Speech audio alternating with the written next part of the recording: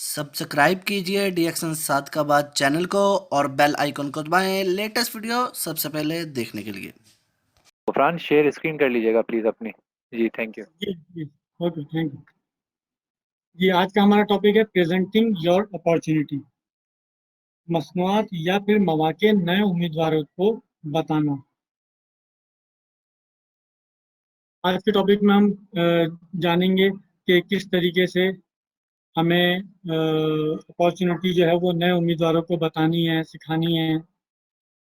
किस तरीके से एक मौसर तरीके से हम मसनूआत को या मौक़ों को नए उम्मीदवारों तक बता सकते हैं। और कोई भी प्लान जो डीएक्शन का मार्केटिंग प्लान है वो भी किस तरीके से मौसर तरीके से एक इंफरादी तौर पर लोगों को बता सकते हैं। सबसे पहले तो आप ये जान लें कि जब आप प्रोस्पेक्टिंग कर रहे होंगे या करते हैं या करेंगे तो आपने ये जहन में रखना है कि सिर्फ आप ही जरिया मौजू नहीं है, मतलब आप सब्जेक्ट नहीं हैं, आप सिर्फ और सिर्फ एक मैसेंजर हैं। अगर आप ये कहेंगे अपने नए प्रोस्पेक्ट के सामने कि मैं बताता हूँ या मैं सब जानता हूँ, आओ मैं आपको सब कुछ बताता हूँ, सब कुछ समझाता हूँ, तो ये गलत होगा। कभी भी आप अपने आप को बतौर माहिर पेश नहीं करेंगे। ये रूल नंबर 1, प्रोस्पेक्टिंग का रूल नंबर 1, कि आपने अपने आप को बतौर माहिर कभी भी साबित नहीं करना, पेश नहीं करना।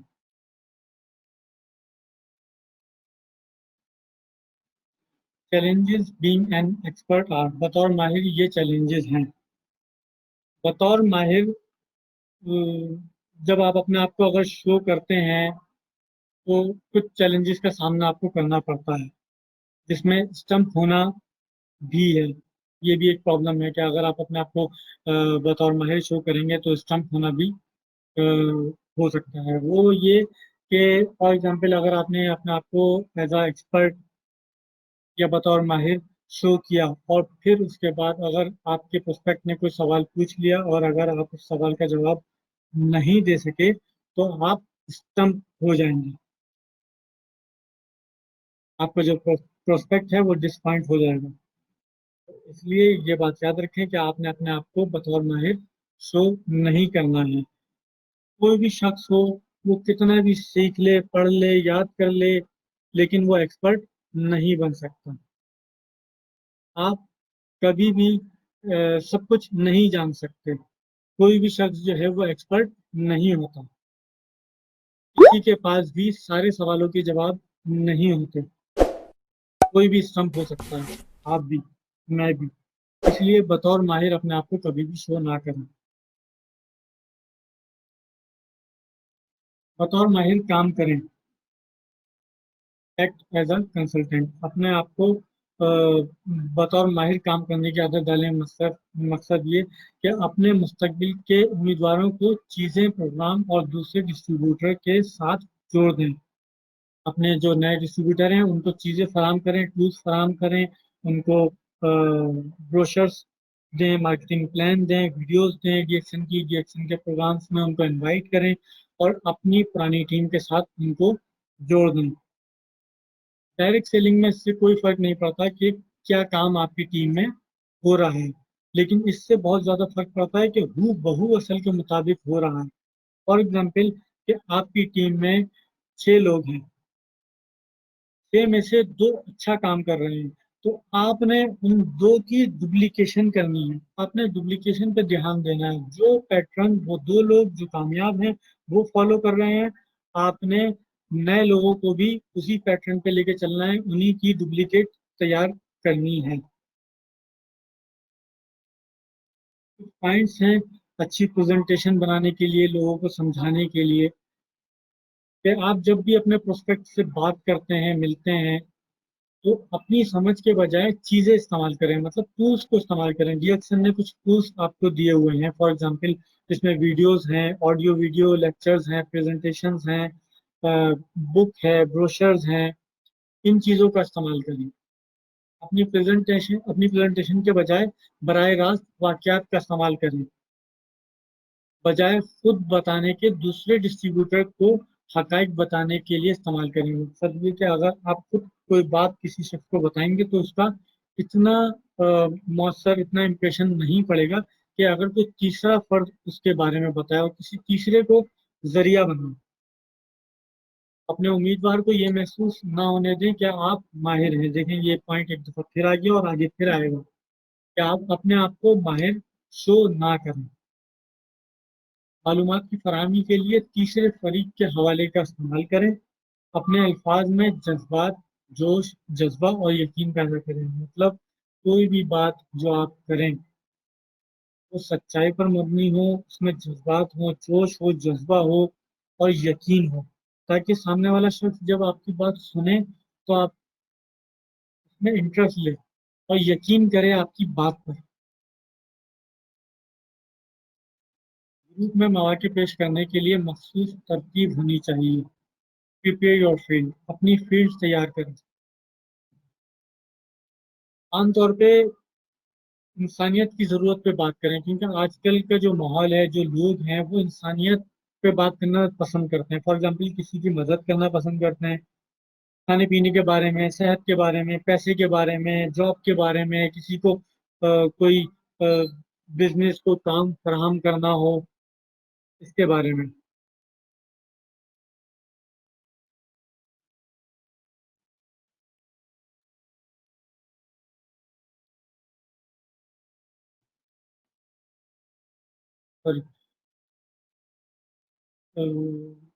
Analyse the present scenario, active and passive income. अपने जो भी प्रोस्पेक्ट हैं आपके, उसमें उन लोगों को एक्टिव और पैसिव इनकम के बारे में फ़र्क बताएं। ये बहुत इंपॉर्टेंट है। जब आप उनको एक्टिव और पैसिव इनकम के बारे में समझाएंगे तो आपसे लाजमी इंप्रेस होंगे। फॉर एग्जांपल, एक्टिव इनकम क्या है और पैसिव इनकम क्या है। एक्टिव इनकम वो है जो कोई भी शख्स जॉब करके या किसी भी अपने बिजनेस में इन्वॉल्व होकर कोई बिजनेस को कारोबार करके पैसा कमाता है, वो कहलाती है एक्टिव इनकम। पैसिव इनकम ये कहलाती है कि फॉर एग्जांपल कोई मकान है, दुकान है, किसी चीज का किराया आपके साथ आपके पास आ रहा है, वो कहलाती है पैसिव इनकम। और अगर वो जॉब करते हैं या वो कारोबार करते हैं जिनके साथ आप प्रोस्पेक्ट कर रहे हैं,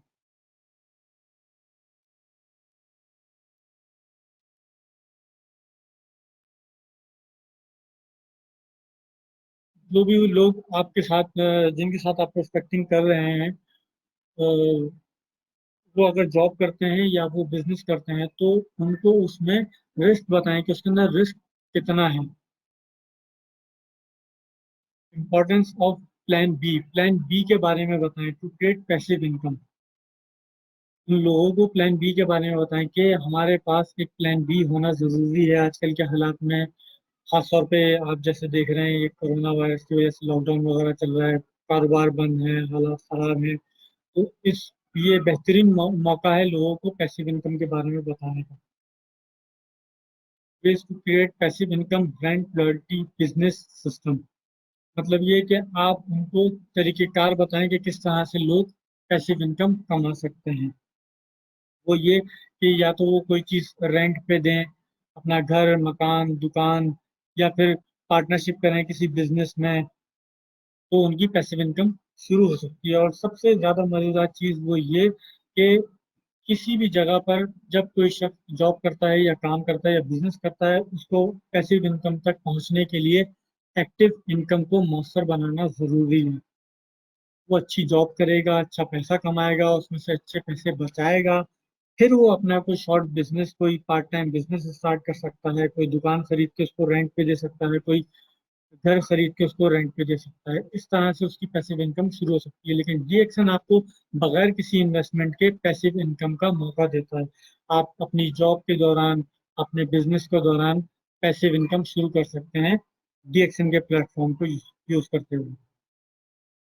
उनको आप रिस्क बता सकते हैं कि उनके अपना जो बिजनेस है उसमें कितना रिस्क इन्वॉल्व होता है।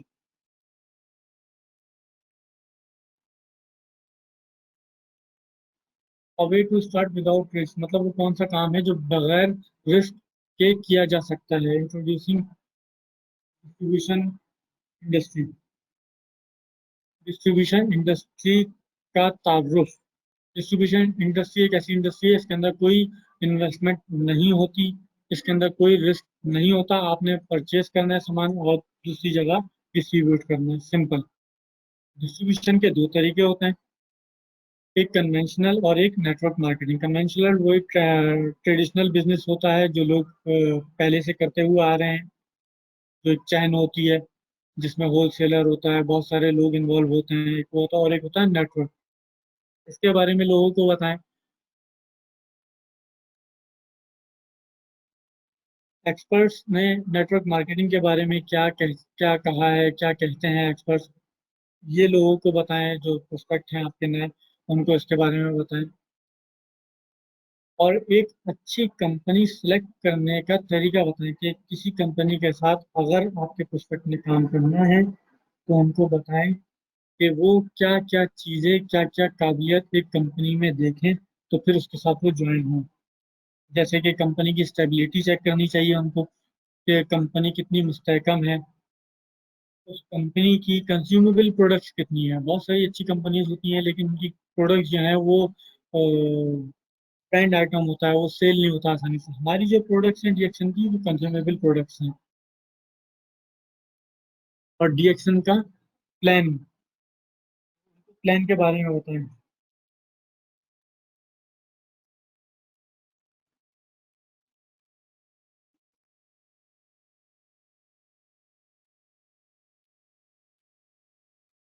फिर उसके बाद जब आप उनको समझा दें कि किस कंपनी का इंतखाब किस तरह से करना चाहिए, उसके बाद आप उनको डीएक्शन के बारे में बताएं।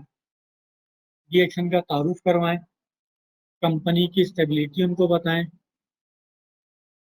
प्रोडक्ट के बारे में बताएं, ग़िज़ाइयत से भरपूर, ग़िज़ाइयत से जुड़ी हुई प्रोडक्ट उनके उसके बारे में बताएं। फिर उसके बाद मार्केटिंग प्लान के बारे में बताएं, लेकिन बहुत सादगी से, बहुत छोटा सा, सिंपल सा, 6 लाइन्स तक बस, स्टार रीजन तक समझाएं, ज़्यादा डीप में ना समझाएं। और हमारे मार्केटिंग प्लान का तस्वीर उनको बताएं। और सर प्रेजेंटेशन के लिए अपनी मतलब एक प्रेजेंटेशन बनाएं जो आप अपने प्रोस्पेक्ट को बता सकें। और प्रेजेंटेशन बनाने के लिए आपको एक छोटी सी स्टोरी बनानी होगी आपकी अपनी, एक आप अपनी एक कहानी बनाएं। और फिर कंपनी की जो प्रेजेंटेशन हैं उस पर प्रैक्टिस करें, उसमें मास्टर बन जाएं। अपनी जो भी आप कहानी बनाएंगे, एक स्टोरी बनाएंगे जो कि आप प्रेजेंटेशन से पहले लोगों को बताएंगे, ताकि लोग इंटरेस्ट लें आपकी कहानी में और आपकी प्रेजेंटेशन में। तो उस प्रेजेंटेशन को, उस कहानी को असरअंदाज और मौसर बनाने के लिए ये 4 पॉइंट्स दिए गए हैं कि सबसे पहले आप अपना बैकग्राउंड बताएंगे कि आपका बैकग्राउंड क्या है। फिर वो चीज़ें बताएंगे कि जो आपको अपने पास्ट में पसंद नहीं थी। फॉर एग्जाम्पल अगर गुर्बत थी, बीमारी थी, या कोई लाचारी, या कोई भी ऐसी चीज़ थी जिसको आप पसंद नहीं करते थे, और अब आप, अल्लाह का शुक्र है, वो आपकी ज़िंदगी में नहीं है, वो वक्त नहीं है, वो मजबूरी नहीं है, वो हालात नहीं है, तो आप उनका भी जिक्र करें। और डीएक्शन ने आपकी मदद किस तरह से की, इसका जिक्र करें अपनी स्टोरी में। आपके नताइज क्या हैं, आपने क्या रिजल्ट हासिल किए डीएक्शन से, और आप फ्यूचर में क्या महसूस करते हैं, ये भी आप अपनी स्टोरी में बताएं। एक अच्छा एक अच्छी प्रेजेंटेशन देने के लिए आपको एक अच्छा प्रेजेंटर बनना ज़रूरी है, जिसके लिए ज़रूरी है कि आप ऑडियो विजुअल क्लासेस अटेंड करें, वीडियो रिकॉर्डिंग, ऑडियो रिकॉर्डिंग सुने, और फिर उसके बाद अपनी प्रेजेंटेशन को लिखें। और बार बार लिखें, एक दफ़ा लिखें, दूसरी दफ़ा लिखें, फिर उसको दोबारा लिखें, ताकि उसमें बेहतरी आ सके आपकी राइटिंग में, प्रेजेंटेशन में शॉर्ट हो और लोगों को असरअंदाज हो और इम्प्रेस करने वाली हो, इस तरह से।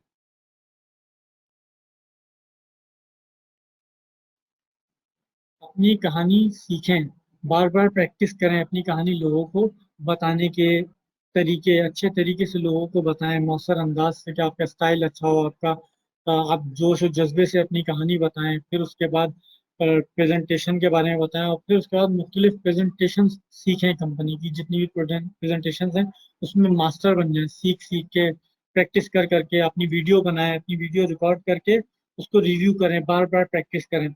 यही चीज़ आपको आपके काम में बहुत ज़्यादा मदद देगी।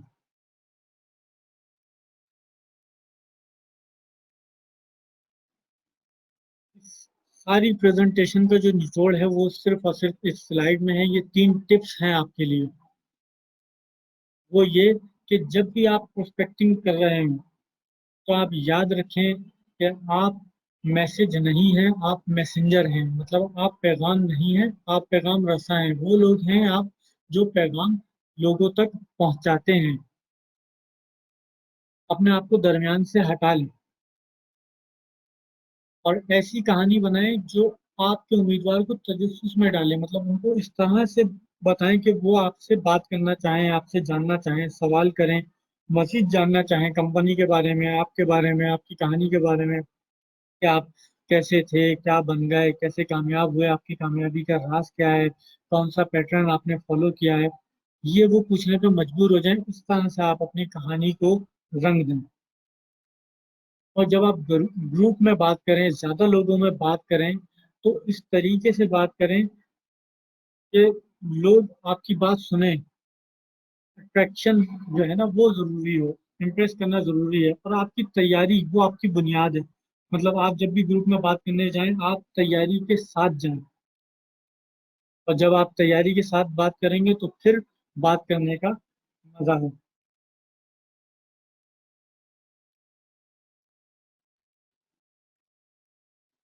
आपके कीमती वक्त का बहुत बहुत शुक्रिया। वक्त की किल्लत की वजह से, क्योंकि अब अफ्तार का वक्त होने वाला है, तो इसलिए मैंने थोड़ा शॉर्ट करके थोड़ा जल्दी जल्दी आप लोगों को शॉर्ट में सारी बातें समझा दी। इंशाल्लाह नेक्स्ट मंथ या फिर ईद के बाद इसको हम दोबारा रिपीट करेंगे, तो फिर मैं आपको ये सारी बातें और डीपली समझा दूंगा। अपना बहुत बहुत ख्याल रखिएगा, अपने घर वालों का ख्याल रखिएगा।